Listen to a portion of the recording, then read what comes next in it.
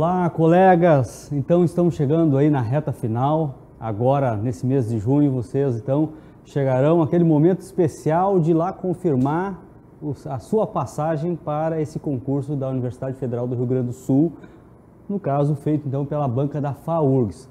Nós trazemos aqui algumas dicas importantes para você quando então da necessidade do seu refinamento final. Olha só, nesse concurso a banca nos trouxe uma série de conteúdos da administração, impondo a cada um de vocês uma série de dificuldades, porque, vejam, é um conteúdo bastante vasto, mesmo aqueles que são concurseiros ou mesmo aqueles que têm a formação na área da administração, se deparam com um conteúdo bem genérico, bem vasto, e que se você realmente se dedicasse a ler os livros, você estaria certamente diante de muitas dezenas e centenas de páginas.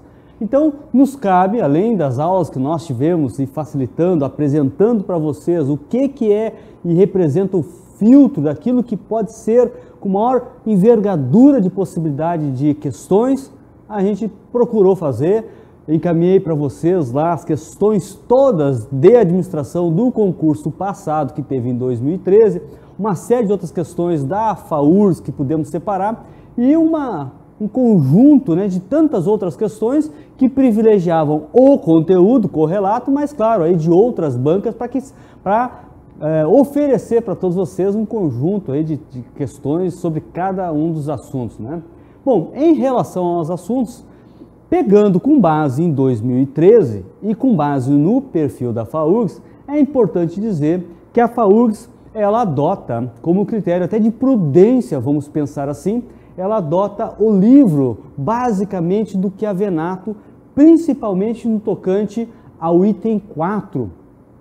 Por que eu digo do Chiavenato? Porque a banca não quer errar, ela vai fazer um concurso que vai ter milhares de pessoas inscritas, então é muito peculiar, é muito normal que ao construir questões se use um livro fartamente utilizado, disponível nas bibliotecas e que é utilizado banca afora, Brasil afora aí, né, o livro do Chiavenato. Então fica a recomendação, a nossa construção toda se deu a partir do livro do Chiavenato, inclusive o pessoal disponibilizou para vocês lâminas relativas a cada um desses assuntos do tópico 4, né, que vocês acabaram recebendo.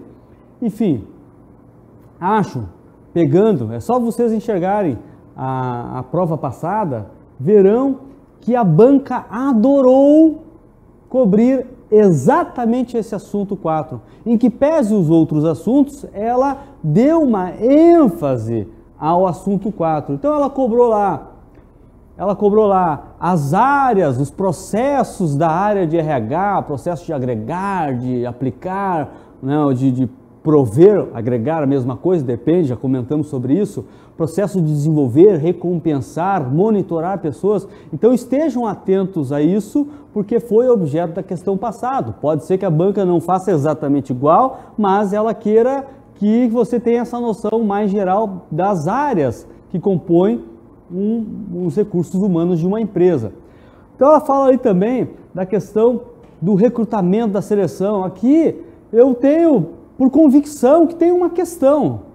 No concurso passado teve 2 ou 3 só de recrutamento e seleção, 2 ou 3, então no mínimo 1 ou 2 questões, no mínimo, sobre recrutamento e seleção, então vale a pena vocês buscarem o entendimento.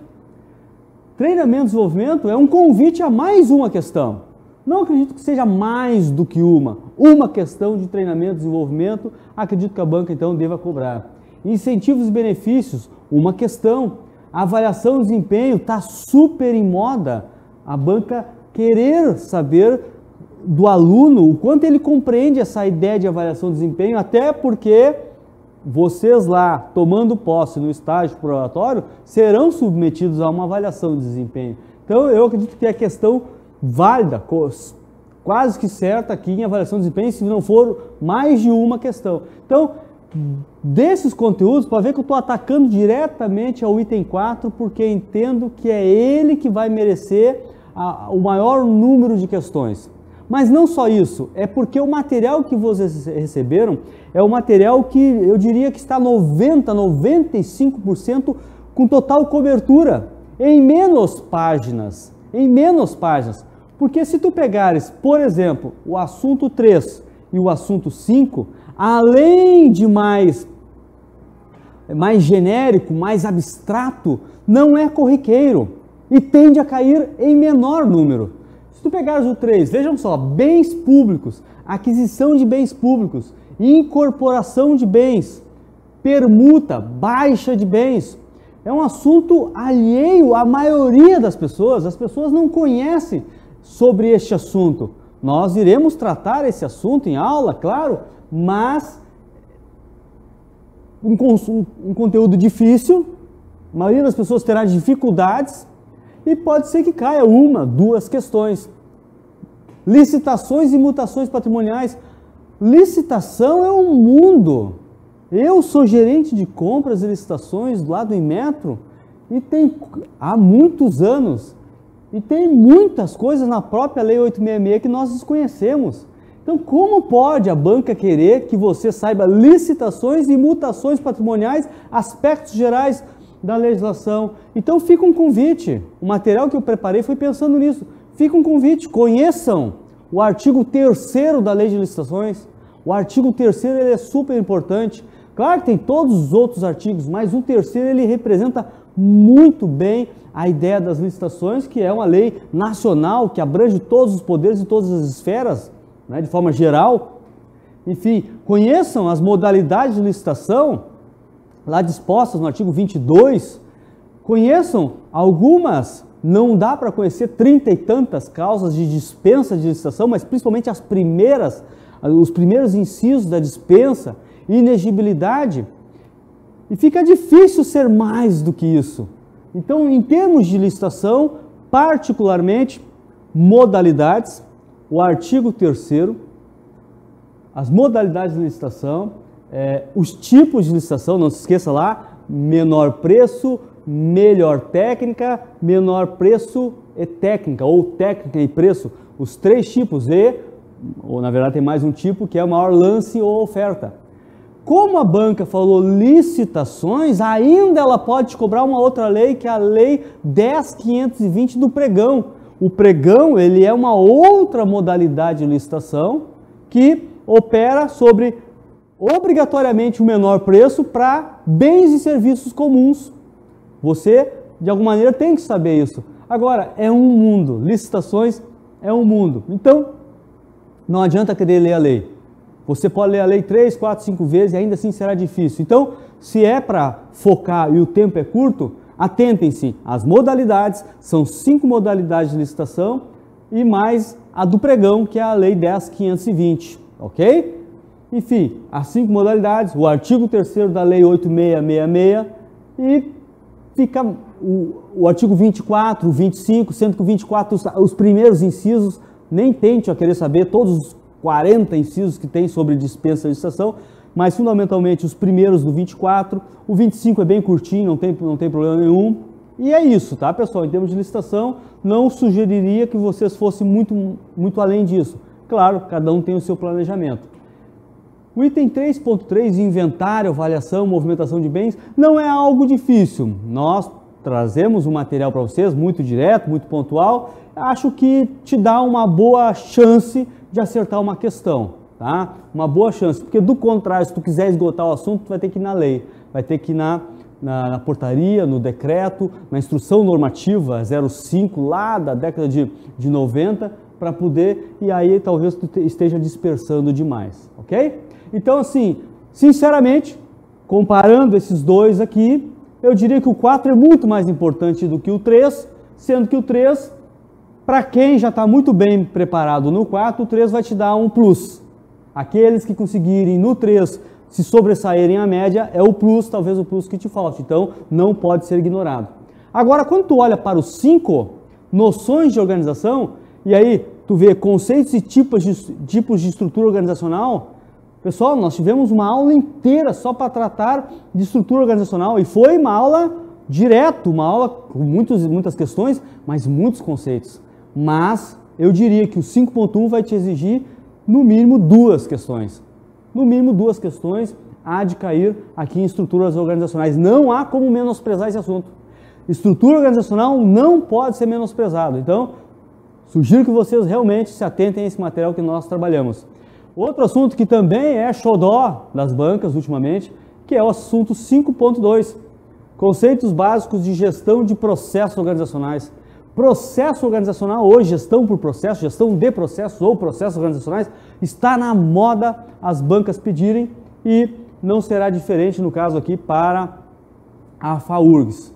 Bom, dos demais conteúdos, eu diria que comunicação, conflito e trabalho de equipe, esse você encontra no livro do Kevin Nato, também de comportamento organizacional, eu preparei o material para vocês, mas aqui tem uma boa pedida. Esse assunto, comunicação, conflito e trabalho de equipe, a banca tende a cobrir, tende a pedir aí 1, 2, 3 questões sobre esse conteúdo, ok, pessoal?